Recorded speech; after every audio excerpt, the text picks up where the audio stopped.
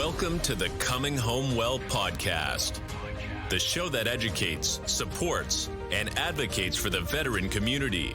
Your host, Dr. Tyler Piron, U.S. Army retired, will bring you exciting conversations with amazing guests about resources, research, and military history, all geared to helping our warriors to come home well. Here's your host, Dr. Tyler Piron.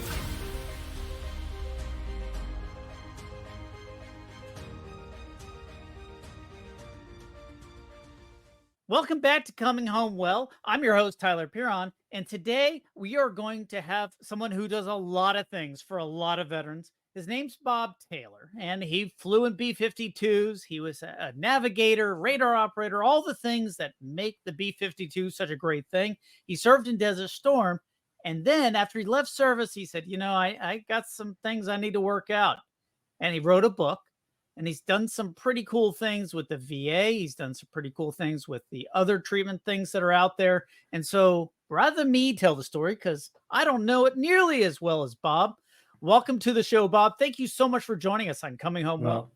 Thank you, Tyler. It's really good to be here, and I appreciate the opportunity. No, I really appreciate you coming on because you have this book, and I see it. It's up behind you. It's From Service to Success, New Mission, New Purpose, and a New Journey to a Great Life. And I love this title because I often talk about finding your purpose and finding your tribe when you get out of service. Especially if you've come in early, your whole life has been the military, even if you're 25 or 26 or 30, and all of a sudden you don't have this group of friends around anymore. And what the heck am I doing? What's the mission? And so you sort of address that. So how did you end up writing the book? Let's go into who is Bob Taylor and why the heck would you write a book like that? Sure. So I served active duty for almost 6 years, and I flew in 11 combat missions. And to be honest with you, I would have thought I got through it pretty easily. But 6 months after I arrived back, I started having these nightmares. And about 6 months worth of them. And then all of a sudden they just stopped, just as mysteriously as they started, they just stopped. And so I thought, well, maybe I'm, just made it through. But I did retrospectively, I realized that I suffered some depression and irritability and some other, what I now know are symptoms of PTSD. And about 16 years later, a whole 16 years later, the nightmares came back with what I say was a vengeance. And so much so that I was afraid to go to sleep. And that sounds terrifying. Yeah, they actually were pretty terrifying. So I started to drink a little bit to see if I could just, numb myself to go to sleep. And then when one didn't work, a couple more and a couple more. And I eventually realized that isn't going to work. And I finally came to the conclusion that I needed to get some help. I couldn't do it on my own. I wasn't the best version of myself as a father, as a husband, as a colleague. It just wasn't going well. And I got myself behind the 8 ball. So I went through the rigmarole to get into the VA. And I went through things like a sleep study that showed that my legs were jerking at night when I slept about 270 times an hour. So no matter what I did, I was not getting restful sleep. And so the human body is not designed not to sleep. No. So it causes all sorts of problems. It really does. And it just it builds. These problems just build on themselves. And so I was fortunate in that I think I had one of the best psychologists that I've ever met, and I started to get help. Mm-hmm. And things started to improve over time. And then I realized, you know what? Maybe I'm not alone. Maybe I'm not the only one that has had this experience. And so I started doing a lot of research. And I ended up spending about 6 years researching and writing this book you brought up when we leave, we need to find a new mission, a new purpose, and a new tribe. And we need to do things as veterans that take care of ourselves and help us to become the best version of who we are. That's very true. And so you had these symptoms initially, you got out of the service, they kind of went away and lay dormant for 15, 16 years. That's a long time, but this is a very common story that I've heard from people from every generation. The Vietnam veterans, some of the World War II folks, Korean War. I mean, every veteran era has had these where, like I just had to stuff it down deep inside and sort of suppress it to get all the things I need to do in life. But eventually it comes back because you never really fixed the core problem. So you recognize there's a core problem. Then what? You talk to a psychologist and then boom. Yeah. What you said is pretty much what we do. When I described the first combat mission I went on, a lot of things did not go the way that we planned. We lost an engine. The pilots had to deal with that. We lost our navigational system. We had to reboot that over the Indian Ocean. We had 9.5 hours of flight just to get to our target. And when we got there, it didn't go just as planned. 90 seconds before we struck the target, the enemy started shooting at us. The enemy gets a vote. They do. Yeah, they weren't real pleased that we were coming after them. And so the way I look at it is we took all those experiences at the time and we just kind of put them in a package and set them up on a shelf and just left them there so that we could come back in a couple days and do another mission. We just kind of put this stuff onto these shelves thinking, okay, I can just move on. Well, our subconscious minds kind of keep track of all those little packages that we put on the shelf. And later on, at a time not of our choosing, our subconscious minds decide, I'm going to open this package and we're going to deal with it. And so a lot of the things that we deal with are not because of our choosing.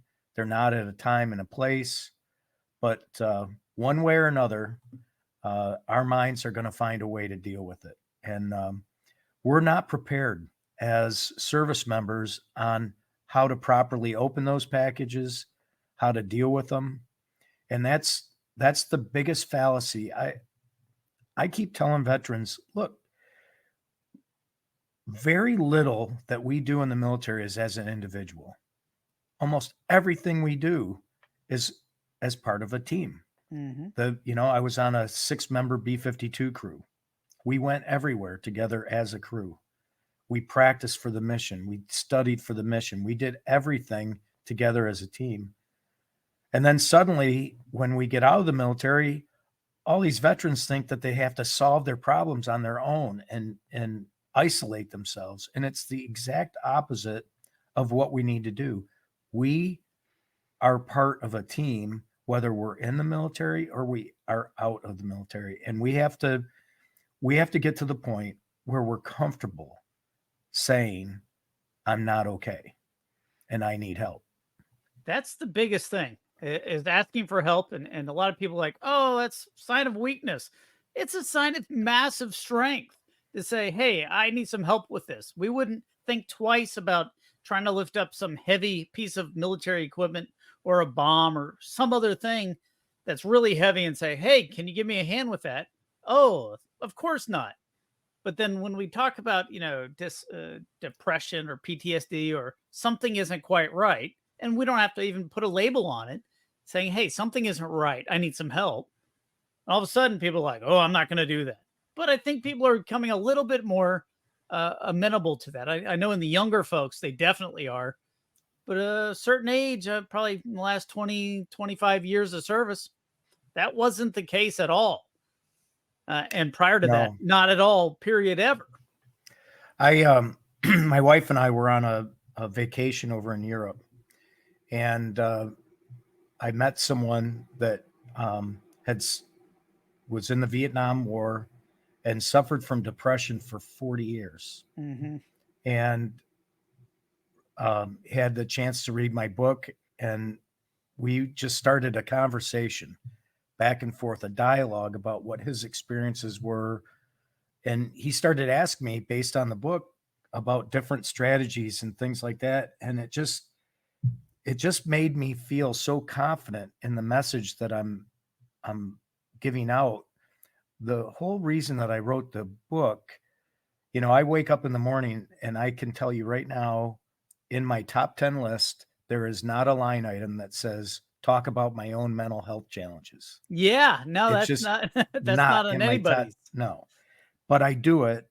I do it gladly because it leads to other people sharing their stories with me Mhm. and opens up a dialogue where people start to talk about, I experienced this. I had trouble with alcohol. I had trouble with nightmares. I had trouble keeping a job. I had trouble with my relationships.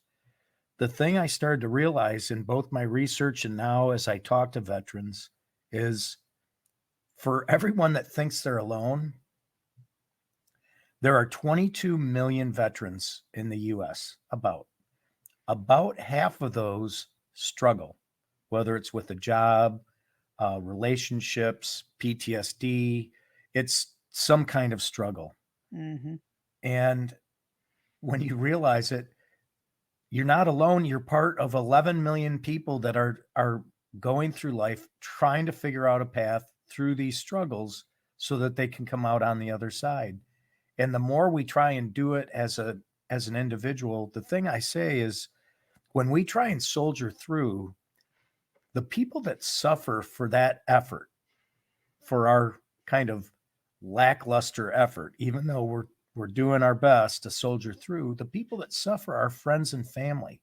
The Mhm. people that care about us most are just at a loss of how to help us, and we don't invite them in. And so, as much as we think we're doing everyone a favor by trying to do it on our own, we're actually, because we don't reach out, we then become the problem. We become more of a burden to those around us because we're just not involving them. We don't realize that they're the ones that are put on earth to help us, our friends and our family. Yeah, they wanna be there, they wanna help, and you're giving them the stiff arm and like, "I got this."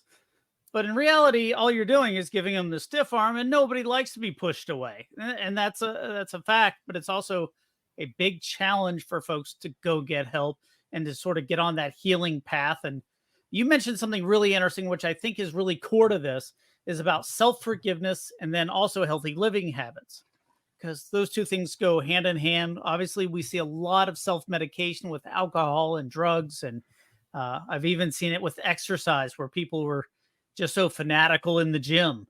And we're not even going to talk about CrossFitters because, that's a whole Yeah. different breed, but a joke. But these healthy habits often go hand in hand with sort of self forgiveness and getting yourself back on the right path, as Yeah. opposed to getting blotto every night and trying to sleep. So a friend of mine who often has given me good advice says, Bob, it's never just one thing. It's about 10 things. And it's true. It's never just one thing. It's not just get a good night's sleep, even though that's a really big one. Hmm. Uh, it's not just stop drinking. It's it's a whole, they call it holistic because it's a whole process. It's um, joining, rejoining a tribe, um, finding a new passion, getting a good night's sleep, eating, uh, eating right, establishing a good gratitude mindset.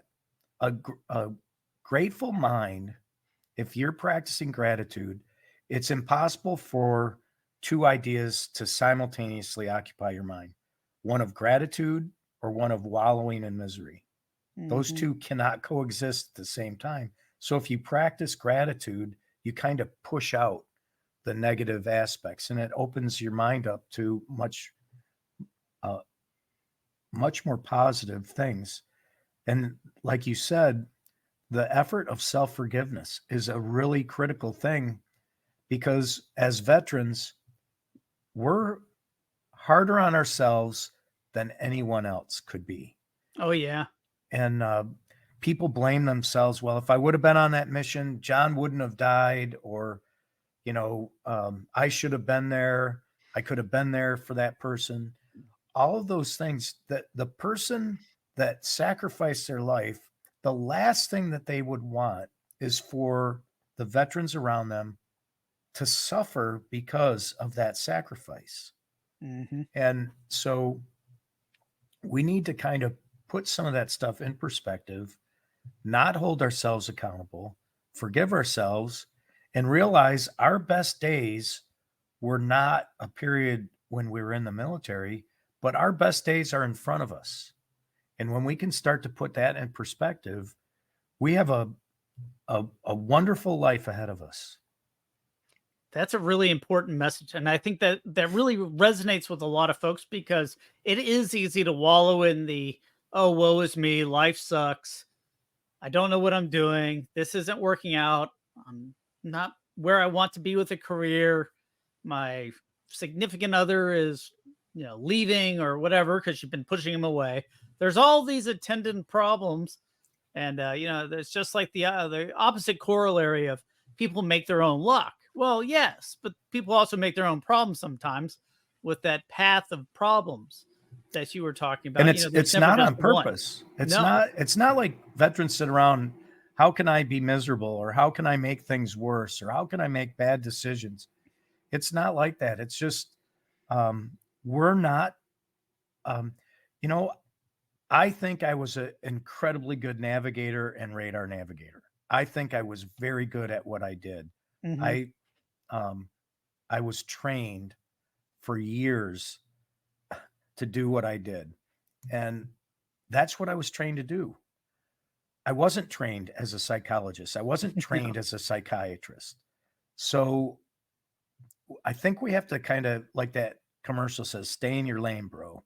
Mm-hmm. We have to decide what we're good at, do those things. But then when we need help from someone that is, if we need our car repaired, some of us might be talented and skilled at doing it, but very few people pull their cars in and tear them apart and put them back together again anymore, because we're not trained to do that.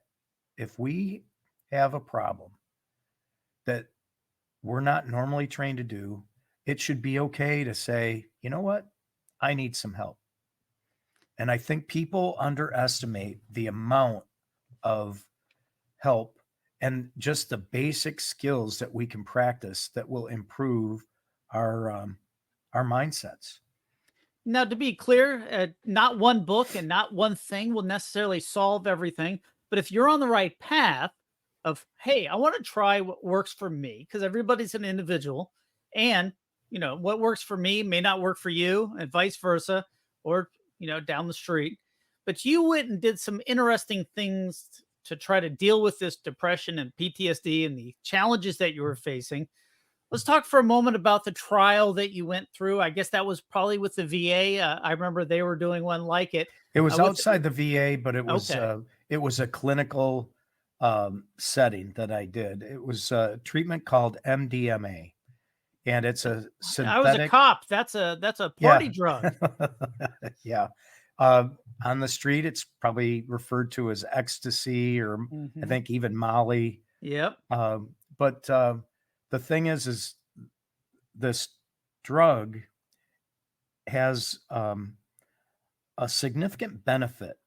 And I will tell you that it was the most transformational experience that I've ever had in my life.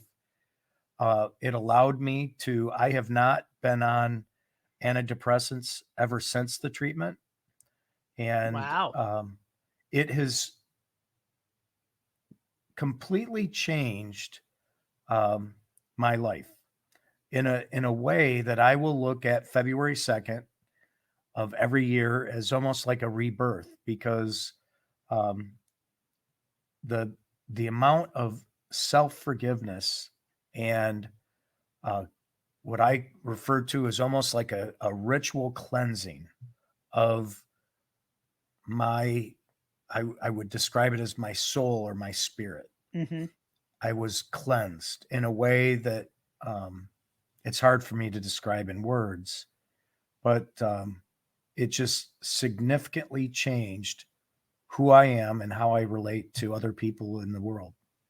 So I'm always a stickler for sort of the mechanics of these things. So you're doing this clinical trial. Is it like a one day? Is it a week? Like, is it So every I had day? How did that work?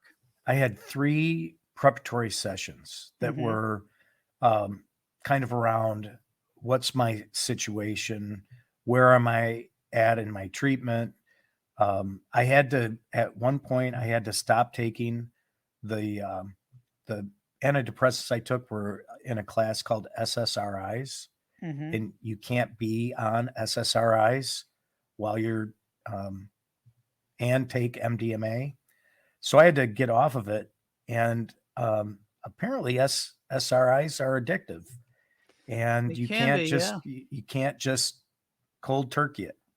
So I had a month of weaning myself off, and then um, came to the realization that there was a reason that I was on them, because it put me in a pretty bad place as far as irritability, depression, all those things came back full on without the medication. So the medication was working, just not getting you to where you It really it needed to be. Right. It was maybe in the beginning it was working at a 10, and then it gradually went down to a 9, Hmm. 8, 7. So it just was not working to the level, and I was kind of out of medication options. Hmm. And so that's why I went through this treatment. And but it just so the treatment itself was just one day. Oh, wow. So I went into a clinical setting. It took about an hour to an hour and a half for the dose to take effect. The clinician kind of set up an environment with music. I wore a headphone. Um, I laid on a bed, and then the experience came. The whole thing lasted for about 5 hours, and in my perception, lasted for about 20 minutes. And and then after the 5 hours, I kind of came uh, back to the normal reality, but transformed. That's amazing. I mean, we've interviewed folks that were doing the clinical trials. We've talked about it here on Coming Home Well, but I've never heard the other side of the patient side. So I'm finding this fascinating because, there's such promise based on not just your own experiences, but lots of research about the effect on some people to have this transformational change and sort of a brain rewiring of, hey, here's all these things that are, kind of got jumbled, and it sort of resets them. And that's the way it's been described to me. And it sounds like it had a very, very significant effect for you. How long ago was this? So it was last year in February. Okay. So, like And a whole year on, things are still going great. yes, I probably will have another treatment. Hmm. Um, but And that's it's, what I recall from talking with the clinicians. It's like a tune up, so to speak. yeah. So I am nowhere near where I was before the treatment. Hmm. But I can just tell that some of the symptoms I had um, might be returning to a limited degree. Just Hmm. the what you experience in life when you go through life and you have this depression and you have this irritability and some of the things that you struggle with in your relationships and just the way that you think and do things. It's hard to imagine what life would be like without those issues. Right. And um, As crazy as that sounds, yes, right, I know you exactly what you become mean. kind of like, okay, that's my life. I That's I just deal how it with is. depression. I'm irritable. I have these issues, and that's just the way things are. And when all of a sudden those issues are gone and you can experience a relationship in the way that I think we were designed as humans to experience a relationship, it was Hmm. wonderful. And that's what I want people to understand is when I talk about a new journey to a great life, there are experiences in relationships, and there are success, however you define success. There are paths to success in experiences in life that you can't even imagine. And that's what I want veterans veterans have the raw materials that you need to succeed in life. Oh, absolutely. They have the discipline, they have the dedication, determination, they have the ability to just kind of, I call it like paratrooper in and just figure it out. Yep.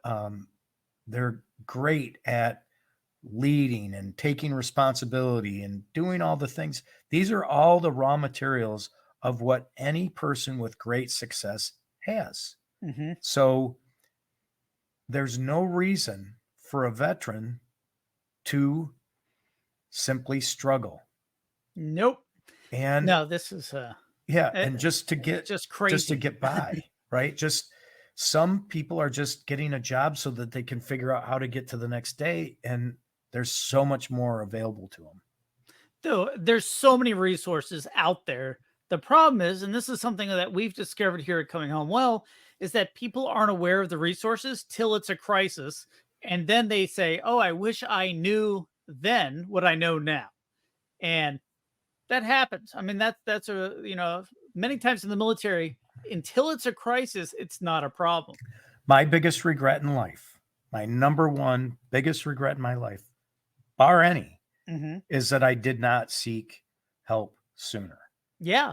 Because and you missed out on years. Who knows what my life would have been like if I had experienced that level of happiness and joy for that 16 years that I didn't get the help.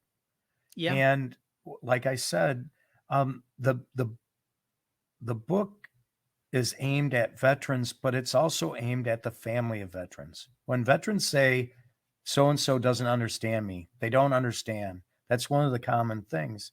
The purpose of the book, too, is to help family members understand what their veteran is going through and how they might be able to help. But to be able to, and I think it helps families understand that there is something just really special and wonderful if they can work through some of these issues that the veteran's facing. I see that a lot. And one of the things that I always find so interesting is, maybe he's not just a dick. He's dealing with some issues. And there's a lot of veterans and there's a whole vet bro society where they're just being jerks. Sometimes that's a cover for other insecurities and it's a lot of things. But sometimes, and more often than not, at least half the time, we know people are dealing with issues. And hey, if we address those issues, they're not going to be the jerk anymore. And that's a big message. I think a lot of people, especially if you're around a veteran, that you need to take into account, like, hey, this is solvable. This is not like, hey, this is who they are from now on until the end of time. They can get help because there's a lot of things that people go through and everybody's different, and that's one thing that, when you're a young gung-ho soldier and you're out there and like, oh, that was nothing. Oh, everybody deals with trauma and stress and the mortality of those combat situations, or there's a lot. I've seen more people die in non-combat operations than I did in combat. And I've been to Iraq, I've been to Afghanistan, I've been all over the place. I see more death in training and being in the motor pool and accidents. You see more of these things. Now, obviously, combat has its own thing because somebody's actively trying to kill you, which is a very unnatural situation for anyone to be in. But there's a lot of things that happen. So all that to say is that there's no judgment on why someone's having stress. You're like, oh, everybody's service is special and unique. And it doesn't matter if you're the supply sergeant or the guy who makes the chow hall, you're all facing very serious risks. And how someone deals with that matters. I met a mother. I take these books to different VAs and I do book signings and things. I met a mother whose son was a meteorologist. So someone that briefed pilots and air crews on the weather and she shared with me how much he's been struggling. And so what I told her is, look, you don't have to be in combat to struggle. Veterans, people in the service know who they are. They know where they fit. They receive incredible training. They're part of an important mission. They're doing things at the highest level, probably more than what they ever thought possible. And then when they leave, that just stops. And then they have to figure out, who am I? What should I do? I was doing something that was really important. Is there anything available that's really that important? Mm-hmm. And so those aren't just minor life struggles. Those are major life struggles. And Yeah. You said there's not just one thing that we can do. There are several steps that we have to do. There are several things that we can do to get better. The one thing, Tyler, that kind of seeps into my mind is in 2023, the incidence of suicide increased. So there's 48,000 veteran service organizations. And in spite of all that effort and the number of people that care and the number of people that are really trying to help veterans, the numbers went in the wrong direction. Yeah, they were going down for a few years and spiked right back up. And that's really upsetting. And I mean, upsetting is a really inadequate word. But I think right. And I think, okay, I've got this book. Donations are coming in and I'm able to get these into the hands of veterans, and we're starting this dialogue, but I wish there was more. I wish, and is my book a cure? No. Is a psychologist a cure? No, but it's a path. I asked a psychologist, I said, hey, how many veterans, if they come to see you and you create a care plan and they follow it? She said, they follow it? I said, yes, they follow the care plan. How many of those veterans get better? She said, everyone. She said, not all better. Everyone that comes to me and follows the care plan and does the work, every one of them get better. And 35% of any veteran that goes into the VA, every veteran that goes into the VA has a 35% less likelihood that they'll take their own life. That's true. And so my book isn't a cure, but it's a step. And if I can get a veteran, any veteran, to take one step away from suicide, that's a win. All we need is for them to take one step away instead of a step towards. Absolutely. And so we don't have to fix the whole world. We just have to get a veteran, instead of taking a step towards, take a step away.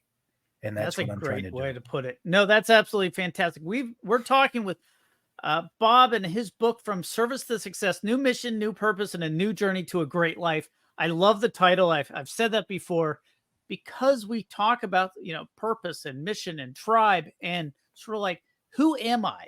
And I've talked a lot about what you did is not who you are. And a lot of people, whether in service, that's their entire identity.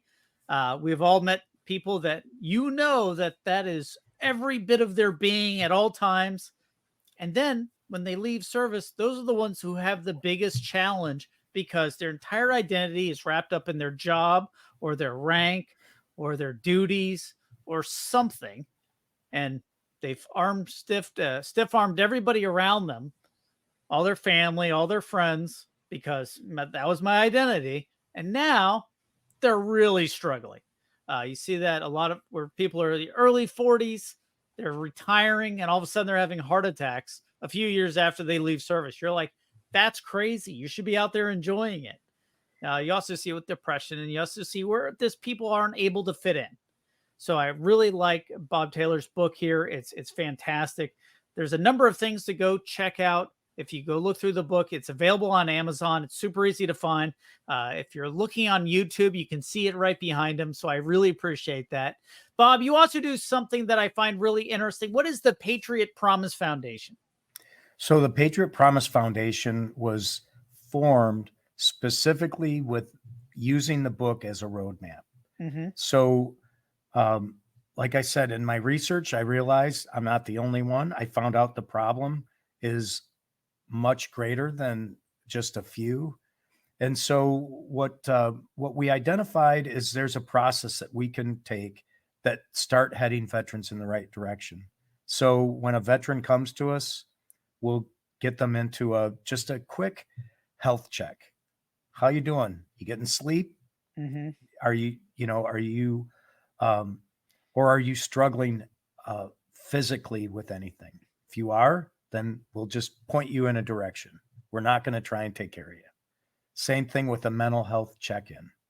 That's just, where are you? How you doing? If you need help, here's the VA. Here's other resources of help.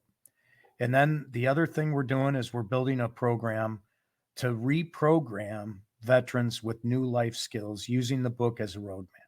So how do you build, how do you start practicing gratitude? How do you practice self-forgiveness? And then, I've been very blessed and fortunate to have a successful business career. I run a healthcare business that we sell about $120 million each year into the federal government. Oh, nice. And so, yes, I've struggled, but I've been able to overcome that adversity and I've been able to create some great success. So I'm not only do I want to just talk about my mental health challenges, I want to talk about what you can do to achieve the highest levels of success in life, Mm-hmm. however you define it. If it's with family, if it's a hobby that you want to become excellent at, if it's business and you want to earn a lot of money, there are things that we can teach people on what they need to do to be successful. So we're going to create a certificate program that teaches these tools and life hacks and how to achieve this level of success. So that's quite, I love the fact that it's pairing with the book. You've done a lot of time, effort, and personal research into this. What was the most surprising thing that you learned as you were developing the Patriot Promise plan of action, but also with the book? Something that surprised you. You had your own story, your own experiences, but I'm sure that there were things that weren't quite so clear to you until you were doing the research. So I think the number one thing was that I discovered that it was a much bigger problem than what I understood. I Fair. had no idea.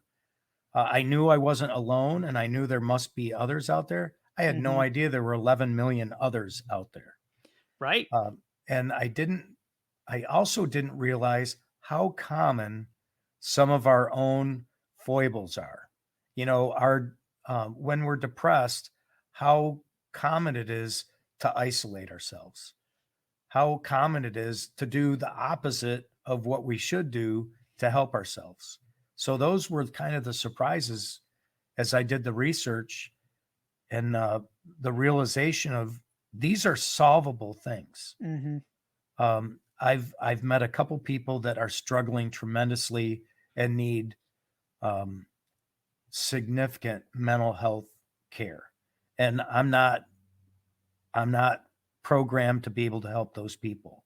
But for the most part, what people are dealing with after service is absolutely trainable. You can, just like you were trained to do your mission, you can be trained to succeed in life.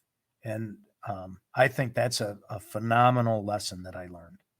That's fantastic. I'm always interested in the insights because, whenever we have a hypothesis, like I'm going to go do this research, and I never know what, if you're doing science right, if you're doing research right, you should be surprised. And that's one of the things I'm always most curious about is what were the surprises? So that's a good one about finding, hey, I'm not alone. I knew there were others, but there's 11 million other people too. This is not nearly hidden away. It's not an unknown problem. You're not like one of three in the country. Right. Yeah, it's like, hey, you have a lot of people around with you. So I'm a big fan of the VA. I know a lot of people have had challenges with the VA, and we all have. It's like any other bureaucracy in the world. It's like dealing with the IRS and the DFAS, the military pay people, all at the same time. It's a challenge, but it's like every bureaucracy. If you work it, it'll work for you. Well, I tell veterans, what part of your mission was easy? Mm-hmm. Getting into the military, not easy for a lot of people. Right. Getting fully trained, not easy. Doing a mission, going to combat, stuff was not easy. So why suddenly, when we get out, should we expect that everything should come easy to us? If you decide that you need to go to the VA, it is not going to be easy. I'm sorry. It ultimately will provide great benefit to you and your entire family. It's worth it. It's worth the extra effort, the forms that you have to fill out, the visits that you have to make. But like you said, it's almost identical to everything that we do while we're in active service. Yeah, it's if you don't ask, the answer is always no. That's something I always tell my kids.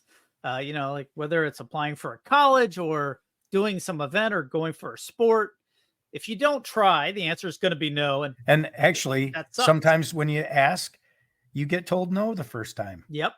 And if you don't try, it's always going to be no. The answer still might be no, but at least you're trying. And then you say, okay, I need to change this. I need to do this. I need to provide this. I need to show up to the appointment that I blew off. Whatever it is, because I've seen it all. I'm sure you've seen quite a bit as well. So you've got the Patriot Promise and the book again, which is available on Amazon. From Service to Success, New Mission, New Purpose, and a New Journey to a Great Life. It's kind of long, so I have to read it. I don't have it memorized. Sorry, Bob. It's all right. Hey, Bob, we've talked about a lot of things, but I'm sure there's something that I haven't asked about. What should I have asked you about but haven't? A lot of times I forget to talk about this in these visits, but if people go to the patriotpromise.org, they go there, they can buy a book and donate books to other veterans. Mm-hmm. So you can buy one, donate 5, donate 10, or you can just donate. And I've been shy about asking for donations. And my wife recently lost a cousin that was a former military service member, struggled for years, and died from suicide. And I just decided that I'm not going to be shy anymore. There's something that we can do. If it's just, if you could join me and just help me put a book in the hands of a veteran and help them take the one step away from suicide, that's all I could ask for. And so if there's anything that I, would like for people to do is just go to the patriotpromise.org website and either buy a book, donate more, or just donate money. And we'll make sure I don't make any money at all from the foundation. I don't make any money from selling books. Everything I do goes into getting books into the hands of veterans and getting them the resources that they need to get better. So I'm not making this plea to my personal benefit. I'm making this plea to the benefit of other veterans, and I just ask people to contribute. That's absolutely fantastic. Sometimes all it takes is that little bit of nudge, that little bit of resource, that book. Hey, I'm not alone. There's other people. There's lots of 48,000 veteran nonprofits out there, veteran VSOs. Everybody wants to help. Except here's a plan. Here's an easy way to do it. At patriotpromise.org. Go check out the website. Try to skip out on the Amazon. You can find it there too. Go to patriotpromise.org and check it out. Bob, before I leave, let me ask you just one last thing. Absolutely. What else does somebody else need to know about Patriot Promise, the book, or what Bob Taylor's been up to? Well, I'm just like pretty much every guy or gal out there that's just trying to find their way through life, that has gone through service. I really feel a connection to veterans that aren't experiencing the best that life has to offer. Um, there are the one thing I'll tell you is that there is a gap. Many of the veteran service organizations help veterans find a job. They help veterans get the health care, equipment that they need, tuition for their children, physical things that help veterans. Mm-hmm. There is not as many tools out there to help change the mindset of veterans. And that's all I'm trying to do is just one little piece at a time, help a veteran change their mindset, open up their minds to something better in life. And that's what the Patriot Promise is about. That's absolutely fantastic. It doesn't have to suck. I mean, that's the biggest thing. No. When I got hurt and I was medically retired, my life was like, oh my gosh, what in the world am I going to be doing? Like, I've been in the Army since I was 17. And it's been many years. And I was like, what the heck am I going to do? It all worked out. Great opportunities. Probably, and I say this with a bit of irony, is that getting hurt was the best thing that could have happened to me. Many more doors opened, a lot more things that could have maybe never happened otherwise. But if I was like, oh, this sucks, I'm just going to, curl up in a little ball and just survive and just sort of eke out an existence, that would be a horrible way to go. And it's because I had friends and I had resources and I had people that I could reach out to and talk to. And, some of this gallows humor, it's always amazing. Right. Anytime you get veterans together, no matter which era it is, whether it's, like a World War II person and a Gulf War or, any of the terrorism years, they all get together and it's like they all just sort of speak the same language. It's amazing. Like, I mean, the vernaculars changed, the uniforms have changed, the missions. There's a lot of jobs that don't exist anymore and a lot of jobs that never could have existed in the past. But they all come together and they all share that message. I interviewed a World War II navigator from a B-24. Oh, amazing. And I was stunned at the similar experiences that we had. He flew 42 combat missions in the Pacific during World War II, but, using the sextant and doing navigation and just the similarities. And like you said, the language that we speak, it's just like an automatic. It's a true brotherhood. Yeah, that camaraderie. And I think that is probably the biggest challenge. People want to, and like you mentioned earlier, people want to isolate, try to fix it myself or just sort of deal with it. Because, like, hey, I'm just going to close up. And that's the exact opposite of what you need to do, folks. We've talked about this a lot. Go check out Bob's book. It's really a great roadmap. Go check out patriotpromise.org. We'll put all the links in the show notes so you don't have to try to write it down as you're driving. If you're listening to the podcast on your way to work or something, it'll be in the notes. You'll be able to click on it. Super easy. Bob, thank you so much for joining us on Coming Home Well. I really appreciate it. I love the fact that you have a personal story and you sort of transformed it into a call for action of, sort of a plan. People like plans in the military, the 5-step military decision-making process, the orders process. We all know it. And it's a lot easier to follow steps than it is to say, oh, crap, I have no idea which way I need to go, what I need to do. Having a plan is like the first step to action, right? Right. Well, Tyler, I do want to thank you very much for the things that you do. First of all, very gracious host, very welcoming, made this very easy for me. I appreciate that. And I'm very happy for you. I can tell you're doing something that is greater than just yourself and that you found a true mission for yourself. So I'm happy for you. Thank you so much. Bob Taylor from Service to Success, new mission, new purpose, and a new journey to a great life. Also involved with the patriotpromise.org. Bob, again, thank you so much for joining us. Thanks for joining us this week on Coming Home Well with Dr. Tyler Piron. If you enjoyed this episode and you'd like to help support the podcast, please share it with others, post about it on social media, or leave a rating and a review. Thanks again. And until all are home and all are well, this is Coming Home Well.